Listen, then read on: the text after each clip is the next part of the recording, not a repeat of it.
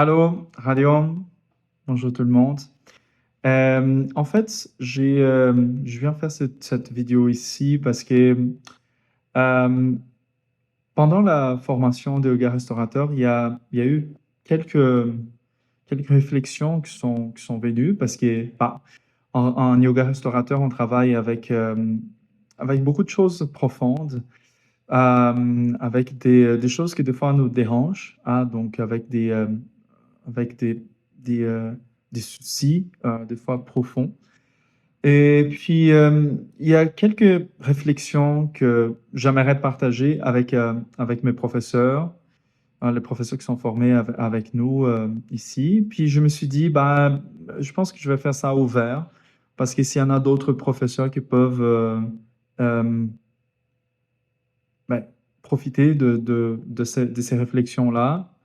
Moi, en tant que professeur de restaurateur, ça fait quelques années, là, presque 10 ans.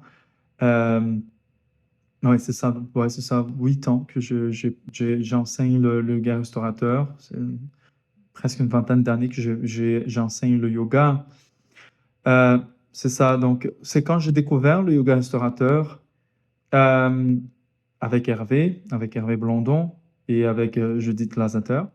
Euh, C'était vraiment comme une grande révélation pour moi parce que c'est comme si il y avait il y avait comme tout un univers, comme dans le yoga en tout cas.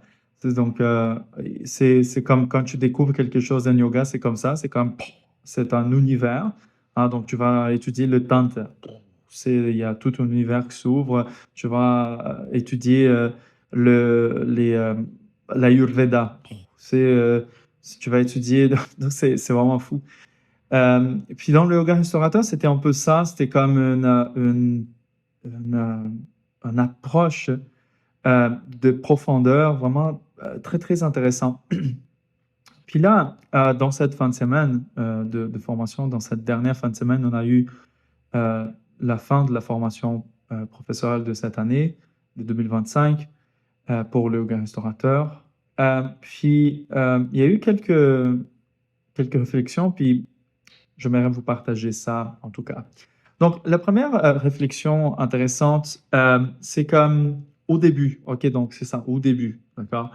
Quand on commence un processus thérapeutique de détente, d'accord?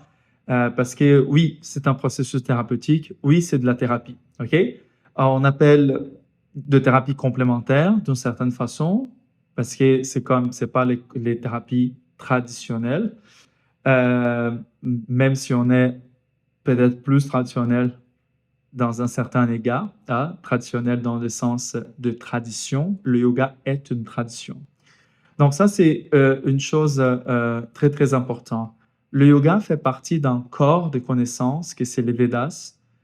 Donc c'est un corps de connaissances qui est, à partir des Védas, ils sont développés vers les Upanishads, vers d'autres écritures comme le Mahabharata, comme le Bhagavad Gita, comme le Ramayana, euh, et aussi par la suite tout ce qui est dans le Tantra, donc Amrita Siddhi, Tatastade Yoga Shastra, le l'Hatha Yoga Padipika, le Gadanda Samhita, le Shiva Samhita. Donc tout ce corps de connaissances qui c'est euh, cette, cette relecture des Védas, c'est comme une resignification, une actualisation, tu sais, une mise à jour.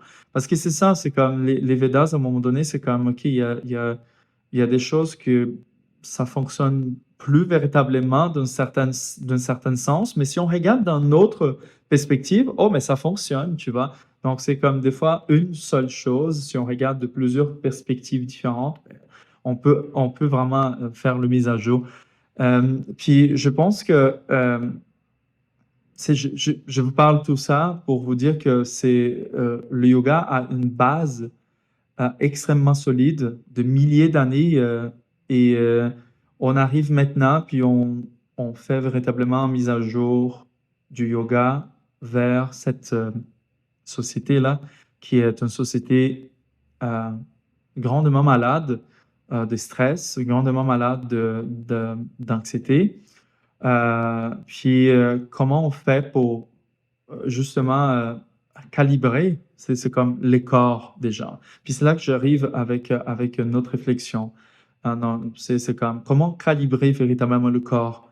Mais au début, à nouveau, j'ai dit à nouveau au début. Au début, c'est vraiment travailler le corps physique. Euh, donc les exercices et tout ça, mais dans le cas du yoga restaurateur, c'est comme bien soutenir ce corps-là. Donc, c'est pour ceux qui sont des profs de yoga restaurateur, c'est important les accessoires. C'est important de soutenir, de maintenir le corps. Parce que dès qu'il y a quelque chose, plus au niveau psychologique, je vais parler après, que se déclenche, que se libère, si la personne n'est pas soutenue, il va avoir un rebond, puis bon, ça peut vraiment déranger soit le corps, soit le mental, même au niveau spirituel et énergétique, whatever, tu vois. Donc, donc ça, cette deuxième réflexion-là, elle vient dans le sens que comme c'est important, comme c'est véritablement important que le corps soit bien soutenu, bien gardé pour, euh, pour pouvoir véritablement se détendre sans danger et, et en toute sécurité. Donc, c'est comme, j'assure, je vais assurer mon élève, je vais assurer ce corps-là. C'est si vous êtes avec un groupe, un grand groupe, vous faites le minimum là, pour assurer un peu tout le monde, bien sûr. Mais si vous êtes en cours privé, c'est encore plus intéressant. C'est parce qu'on peut véritablement aller avec des soutiens plus personnalisés, tu sais, par rapport. Donc, c'est comme la détente du corps physique, c'est le tout début de la chose, puis on détend le corps physique avec des structures physiques. Donc, la matière, là, le Anamaya Kosha, c'est pour ceux qui connaissent les koshas. C'est l'Anamaya Kosha, on le soutient avec du matériel, avec de la matière aussi. Hein? Donc, ça, c'est une chose très, très importante. La troisième réflexion, ok, je vais essayer que ça soit pas trop long quand même comme vidéo, mais la troisième réflexion qu'on a eue et que je vous partage, c'est véritablement euh, le soutien. Donc, si le soutien euh, physique est fait par une matière physique, le soutien mental, ça doit être fait aussi par une structure, par une technologie mentale.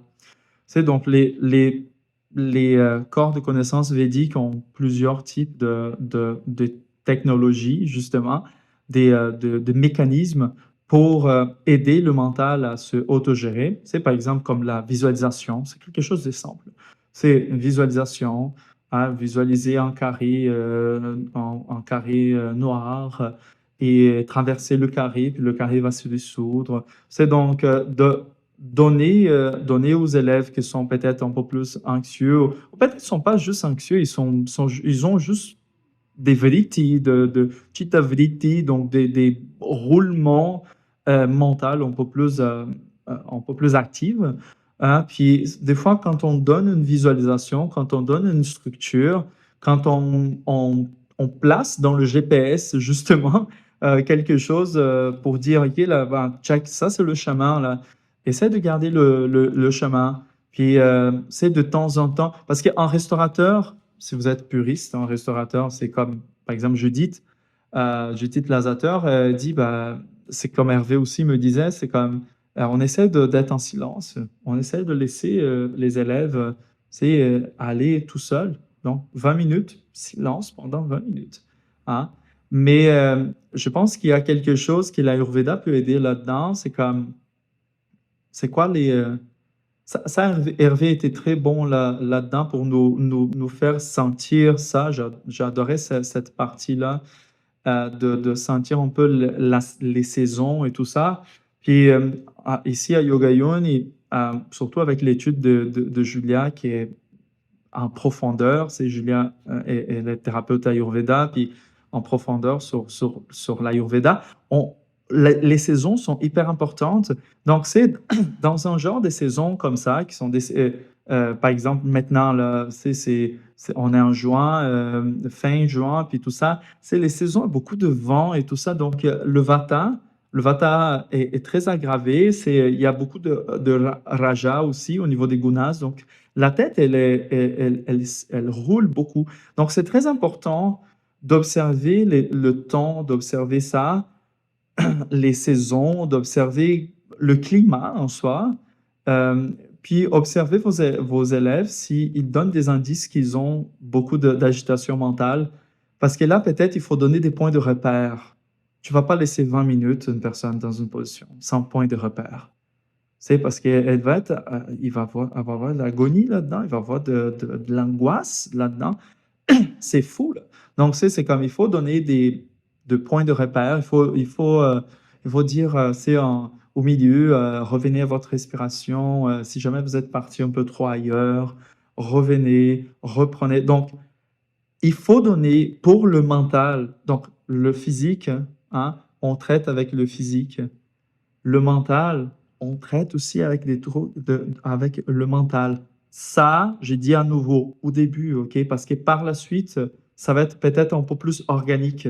OK? Mais au début, les élèves qui sont débutants, surtout, OK?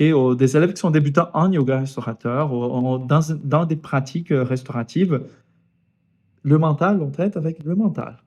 Hein. L'énergétique, on traite avec l'énergétique. Donc, c'est comme pour ne pas aller trop loin, pour avoir une connexion avec la nature du problème. Parce que sinon on essaye de traiter quelque chose de physique avec quelque chose de mental. Puis des fois, il y a un gros écart pour les élèves qui sont nouveaux. Ils savent pas ça. Mais pourquoi ils me parlent de visualiser une montagne? J'ai mal à mon genou. C'est comme ça. Ouais, il y a mal au genou, ben place un truc pour le genou. Étire le genou. Pas besoin de penser aux montagnes ou quoi. Pour le début, OK? Parce qu'après, c'est une autre chose. C'est les élèves qui sont plus avancés, c'est une autre histoire. Mais surtout au début, on a beaucoup de débutants, on a partout. Donc, c'est comme, faites vraiment attention à ça. C'est comme, j'essaie de faire plus attention à ça aussi. Bref. Puis, c'est comme en dernier, c'est vraiment la partie plus profonde encore. C'est comme l'intellect. Donc, c'est l'intellect, c'est vraiment cette partie profonde de notre corps mental. L'intellect, c'est vraiment la base, c'est ce qui nourrit le mental, en fait. C'est donc, l'intellect est vraiment comme le fond du lac. C'est donc où il va avoir contact avec le lac, mais le mental est là dans la superficie, puis l'intellect est là en bas. L'intellect, il garde à l'intérieur cette, de cette terre qui est au fond, là, et ça va garder beaucoup de substances, beaucoup de problèmes, les traumas, les sentiments profonds. Donc, les traumatismes, généralement, sont là, sont en dessous. Puis là, à un moment donné, quand il y a un peu de courant là en haut, ben, il va voir ces traumas, peut-être va s'ouvrir, puis il va submerger. Puis à un moment donné, il revient. Donc, c'est comme un monstre du lac. C'est comme, puis, ok, mais André, qu'est-ce que tu dis là? C'est comme, tu dis que l'intellect, ouais, l'intellect, il faut qu'on traite avec l'intellect. Donc, il va falloir amener les élèves à rentrer en contact avec leur nature, avec quelque chose de plus fondamental en eux. C'est donc, lors d'une visualisation, par exemple, on pourrait, donc là, je vous donne vraiment comme un, un mécanisme, juste un exemple de mécanisme. Il y en a plusieurs, c'est fou, là, c'est comme aujourd'hui on peut, mais par exemple, demander à une personne, après avoir fait, par exemple, une visualisation simple ou une visualisation sur sa respiration, quelque chose lié plutôt aux parties énergétiques et tout ça, Mais si on veut aller un tout petit peu plus loin, un peu plus plonger sur l'intellect véritablement, il va falloir qu'on essaye de... C'est la terre, là, au fond du lac, là, la boue, je pense que c'est la boue, le nom. C'est pour vraiment faire submerger, ben, il faut peut-être qu'on parle avec ses mémoires, avec quelque chose qui est dans le passé, qui la personne aime bien. Ah, donc, pensez à quelqu'un que vous aimez bien. Pensez à une place.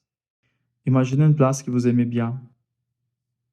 Imaginez maintenant des gens, des personnes que vous aimez bien aussi. La température que vous aimez. Donc, c'est comme vous commencez à faire les gens penser, euh, puis creuser un petit peu en dessous du lac, puis commence à bouger un tout petit peu cette boue euh, pour que justement une sensation de profondeur ait lieu. Parce que si la personne vient à vous puis elle dit qu'elle a un problème euh, psychologique, qu'elle a de l'anxiété ou qu'elle a de la dépression, en tout cas, euh, ça va être important ce travail délicat, doux et positif. Vraiment troisième vague, OK, de la psychologie. On travaille dans le positif. On travaille pour ramener les structures à ce corps-là. Donc, cette personne qui a justement un problème, un enjeu, ou justement un syndrome ou quoi, ils ont besoin d'être rappelés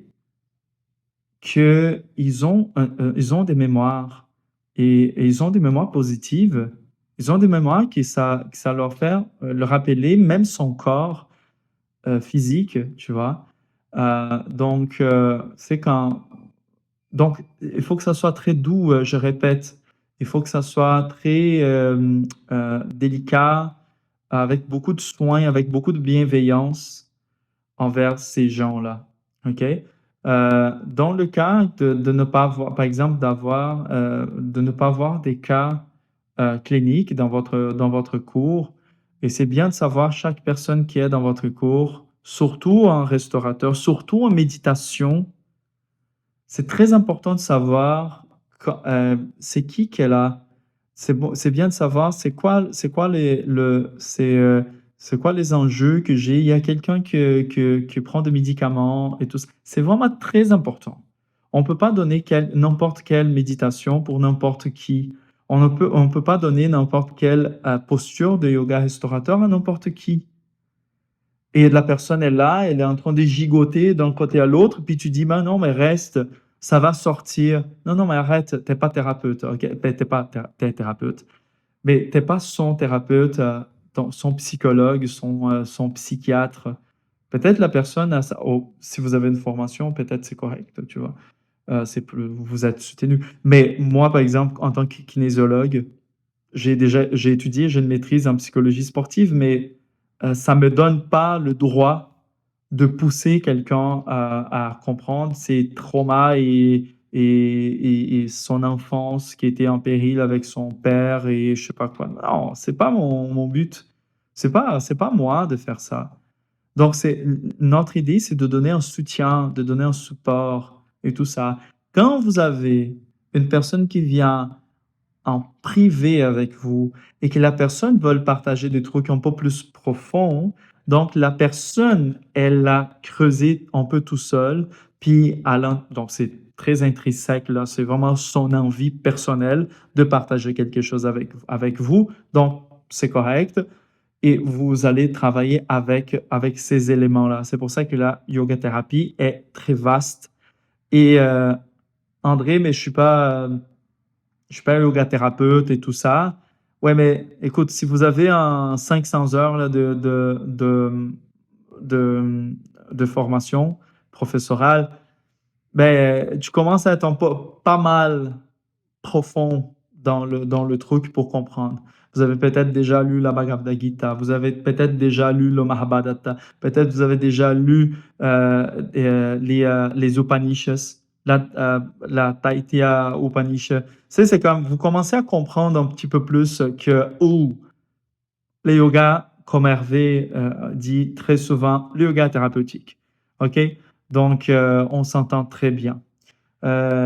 Bref, donc c'est ça, c'est un peu ces réflexions-là. Donc, au début, avec vos élèves, toute attention à bien travailler le corps physique avec des structures physiques, le corps énergétique avec des mécanismes énergétiques. C'est mental avec mental, intellect avec intellect. Donc, c'est comme essayez pas de faire des choses trop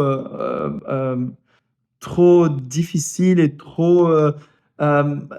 non, simplicité, simple. Les gens qui ont un problème physique ont besoin d'un soutien de la même nature, de la nature physique. Par la suite, avec le temps, on va lui offrir d'autres rapports. On va faire cette connexion corps énergétique, corps mental. On construit de ponts. Mais s'il y en a pas de pont, puis vous donnez une référence ici et là, ben, vous allez repousser les élèves loin de vous. Ah, donc ce soin-là, ok, donc c'est ça en fait que je voulais partager avec mes élèves en yoga et en yoga restaurateur. Puis j'ai ouvert cette vidéo pour ceux qui veulent voir. C'est véritablement ça, ok? Donc, euh, dans ma formation en yoga restaurateur, je parle de deux piliers au-delà des 5 piliers de Judith que Judith Lazater parle. C'est donc euh, Judith parle de silence, noirceur, non-mouvement et machin. Moi, il y en a deux que j'ai ajouté, ça avec tout mon respect à Judith. Je me suis permis de mettre dans mon manuel, de mettre la tendresse et l'affection. OK, donc l'affection, la relation prof-élève, l'affection. Deuxième, tendresse. On doit travailler avec la tendresse, on doit travailler avec la bienveillance, on doit travailler avec à laisser nos élèves le plus confortable possible. On fait du yoga restaurateur. Ce n'est pas du yoga régulier. Ils doivent pas sentir ces ischio-jambiers s'éclater, même pas dans un cours de yoga régulier. Mais ils doivent pas sentir souffrir le ventre avec un exercice. Non, c'est du restaurateur. On travaille avec quelque chose de beaucoup plus profond, beaucoup plus avancé que peut-être des fois dans un cours régulier. D'accord? Donc voilà mes réflexions. Euh, Si jamais vous avez des commentaires, là, n'hésitez pas de m'écrire. M'écrire sur courriel surtout. Je vois pas beaucoup les commentaires parce qu'on n'est pas YouTuber de toute façon. Donc, mais je voulais partager quand même un petit peu cette expérience-là et ces connaissances-là. Mais pour mes élèves, merci beaucoup. C'était super cool comme fin de semaine, comme formation. C'était deux fins de semaine, hein, deux fins de semaine de 18 heures quand même. C'est 4 jours de 9 heures de pratique et beaucoup de réflexion. C'est un travail sur le trauma, sur dépression, sur plein de choses puissantes. Mais on a aussi pratiqué abondamment, hein. Donc, on pratiquait quand même un bon 50-60%. Donc, c'était vraiment nice. Ceux qui veulent venir l'année prochaine, ben, on se voit l'année prochaine. Salut. Namaste. Om Shri Guru Pyo Namaha. Hari Om. Namaste. Bye bye.